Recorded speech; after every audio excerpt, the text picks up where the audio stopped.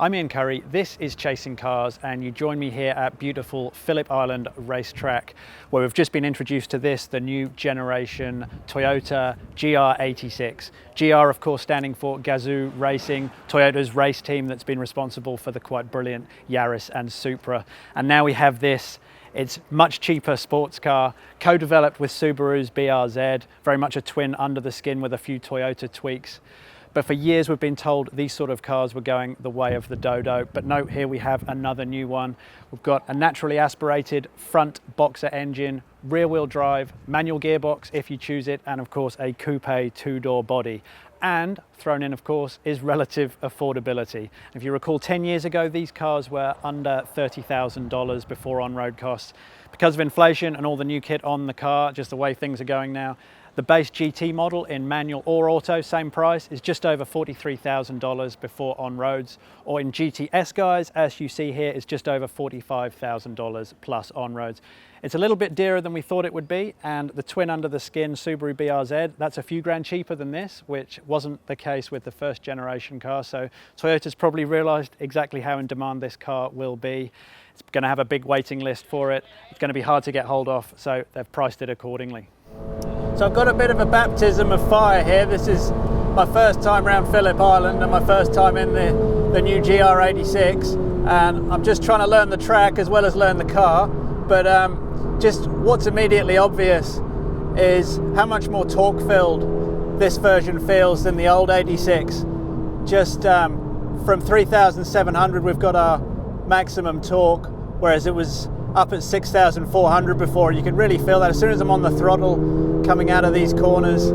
There's plenty more torque to play with. The car feels incredibly responsive, easy to drive as well.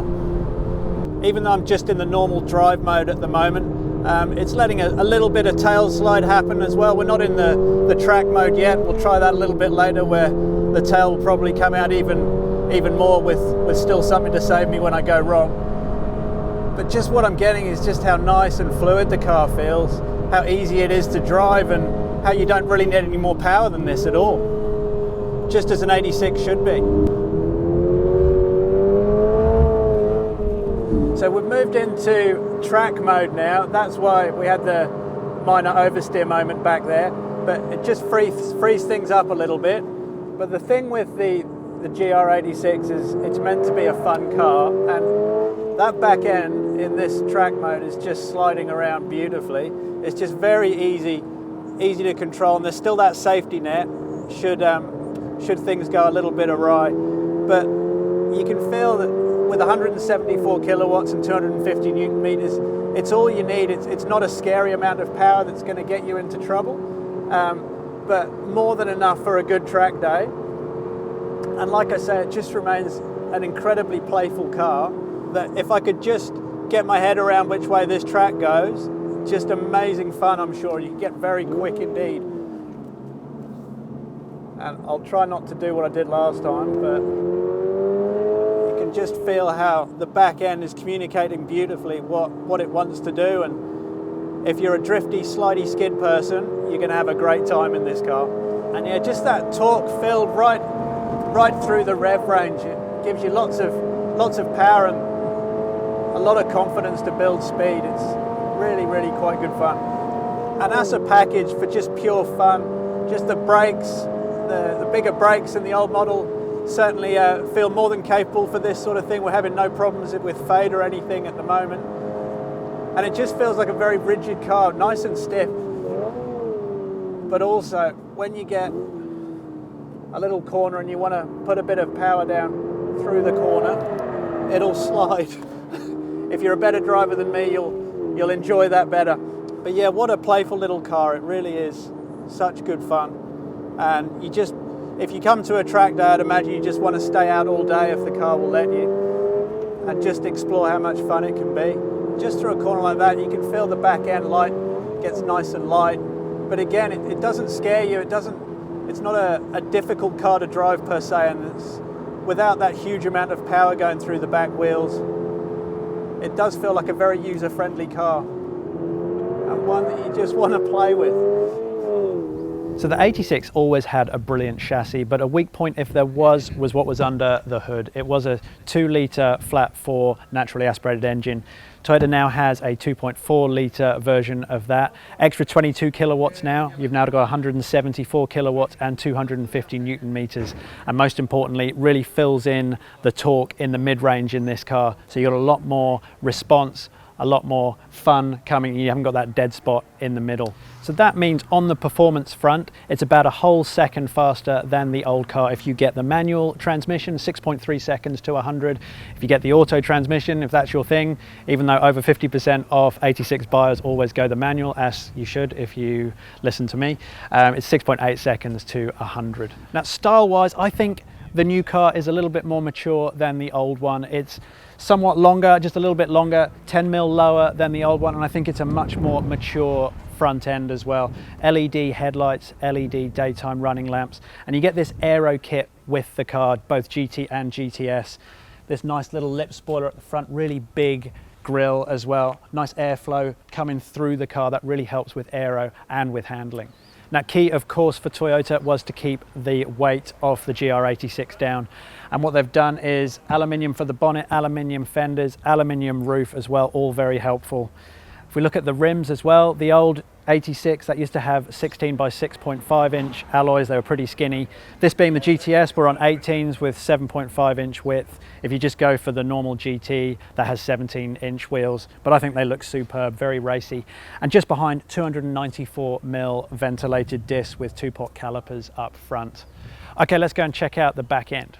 Okay, just while I'm down here, Michelin Pilot Sport 4s on the new GR86, which is exactly what you want. Helps with grippiness and also good fun for sliding on the racetrack, as you'll soon see. Now, if we just look at the back end, I think you'll find it's a much more mature vehicle than old. If you remember, the old 86 had a bit of a stick-on, somewhat tacky spoiler, but this one is a much more attractive integrated spoiler, like a nice lip spoiler. Really, really classy, really cool. Also, twin exhaust pipes and that nice black base there, and I like this very much, the smart GR86 badging. Really attractive back end now. I think it's a huge improvement for the 86. Now, of course, the 86 is never going to be the last word in practicality, but cool little button here that just pops the boot open. You've got about 270 litres, which is reasonable storage for getting away, but most important for those that want to use their 86 as a track car, believe it or not, Toyota tells us you can fit 4 spare wheels in here. So you just fold down the back seats. Apparently 4 spare wheels will go in here, drive to the track, burn that rubber off, change wheels, drive home. Apparently it's easy. Also, reasonable storage if you do get those back seats down, if you want to go away or put a bit of sports kit in the back. Okay, so we're inside the GTS, the higher spec 86. And I've always been a fan of the 86 cabin. I think it is very driver centric, exactly as a sports car should be. But the new one, it does feel more luxurious, a little bit better laid out, some more quality touches as well, especially in this GTS level. I mean, to keep costs down, you'll still find cheaper elements as well. You'll still find this very hard plastic on top of things and in this center console. But I don't know about you, but I'll take that to keep the price of these cars down. Now, the GTS comes with optional red carpeting. Now, I'm a massive fan of this. I've had red carpet in 2 Peugeot 205 GTIs, and I think it adds a real element of lightness and sportiness and raciness. You get excited every time you get in the car. So it's an option. You can choose black or you can choose red in the GTS. It's not optional on the GT, sadly, but I would definitely go red if you could. Also, red stitching for the steering wheel, leather handbrake, leather gear gaiter, leather gear knob. Also in this car, like I've said before, get the manual. It's a lovely, lovely box. Get used to it. If you can drive a manual, it's the one to go for. You do also get aluminium pedals in the GTS. Again, that's missing on the GT. And this car as well also has almost suede leather seating, really nice bolstered up here. So we just had it around the racetrack and it really does hold you firmly in place while still being nice and comfortable for road use. Also nice suede touch up here as well. So I've just been going through the adjustability of the seating. You can go up and down. It's all plastic handles. There's no electric in here. Again, you could argue that's a bit cheap, but you could also say it's keeping weight down in this GTS, so we'll take that. In front of me, I have a 7-inch digital cluster. That's just the driver information, which is very useful if you move into track mode. It'll give you your rev counter in a line as opposed to in a conventional tacho. Also, your G-force rating and also a lap timer, so great for track days. In the middle, 8-inch infotainment unit. I've had a go through it. Apple CarPlay, Android Auto, all very slick with its connectivity. If I go to the dials as well, just for your climate, reasonably nice rotary dials. There's nothing through the screen, so it keeps things easy because it is a very simple cabin, minimal buttons, which can feel a little bit plasticky, but again, it's what you're paying for here. It's a $40,000 car, not a $50,000 car.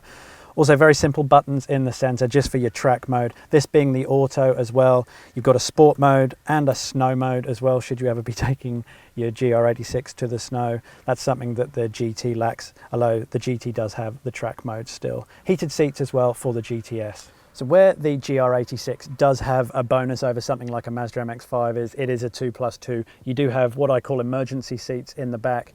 I've got young kids, I've tried putting them in the back, even they're cramped and they've got very small legs, but with my seat moved in its normal driving position, you're not going to fit legs down there. But you can sit cross-legged on these rear bucket seats, and like I say, emergency use only, but it's great to have them if you do need extra passenger space.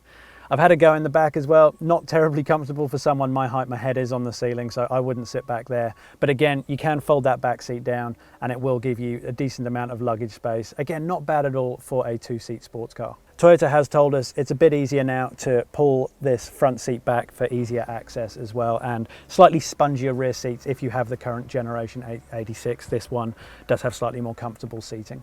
So that's our first try of the new GR86, and I must say I am deeply impressed.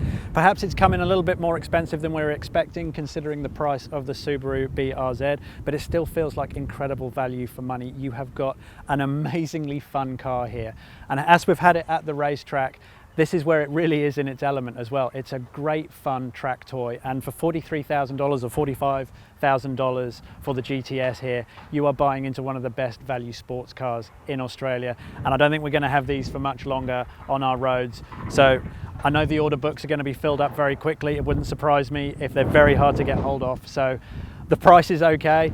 Get in if you can, if you want one. Much like they've found in the UK, when these things sold out in a couple of hours, they're going to be very hard to get hold of in Australia. So despite that slightly higher price than we were expecting, I'd imagine the waiting list will be long. So if you want one, I'd get in, and I'd get in early. You will not be disappointed. I would love to know your thoughts on the new GR86. It is a new hero sports car for the Australian market. I'd love to know your thoughts, how it compares to the BRZ price-wise, with it being a little bit more expensive. Please leave your comments below. I'd love you to subscribe as well if you haven't already done so. And thank you as ever for watching Chasing Cars.